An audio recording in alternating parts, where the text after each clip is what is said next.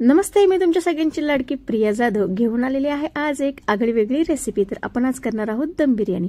आणि दम बिर्याणी ही मी 5 ते 6 लोकांसाठी करणार आहे। तर इथे आपल्याला अर्धा किलो चिकन पुरेसे आहे। तर याच्यामध्ये आपण आलं लसूण पेस्ट घालून घेतलेली आहे।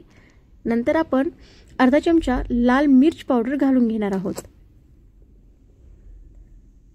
त्याच्यानंतर आपण इथे अर्धा चमचा हळदी पावडर घालून घेतलेली आहे। इथे तुम्ही तुमच्या चवीनुसार मीठ घालून घेऊ शकता। नंतर आपल्याला आवडीनुसार थोडंसं लिंबू पिळून घ्यायचं आहे। 2 ते 3 चमचे इथे आपण दही ऍड करणार आहोत। दही ऍड केल्याच्या नंतर आपण थोडीशी कोथिंबीर घालून घेणार आहोत। अगदी पुदिन्याचे 4 ते 5 पानं टाकली तरी देखील चालतील। नंतर आपण याच्यामध्ये जिरेपूड घालून घेणार आहोत आणि थोडीशी धने पावडर आपण याच्यामध्ये टाकलेली आहे। तुम्ही तुमच्या आवडीनुसार 2 ते 3 हिरव्या मिरच्या देखील घालू शकता। आता छान असं हे आपण सगळं मिक्स करून घेऊयात व्यवस्थित।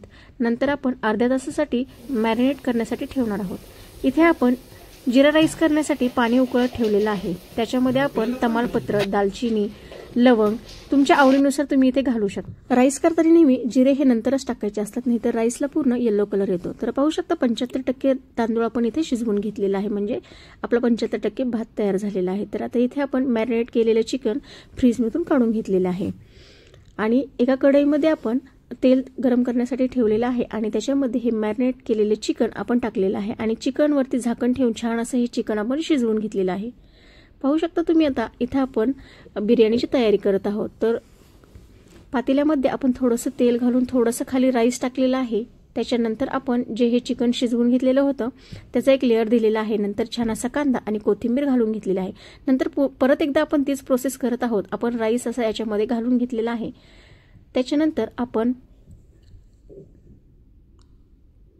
थोडासा कांदा टाकलेला आहे आणि आपण याच्यावरती थोडीशी कोथिंबीर स्प्रेड केलेली आहे आणि परत एकदा आपण चिकनचा छान असा लेयर दिलेला आहे। तर तुम्ही तुमच्या आवडीनुसार हवे तितके लेयर देऊ शकता।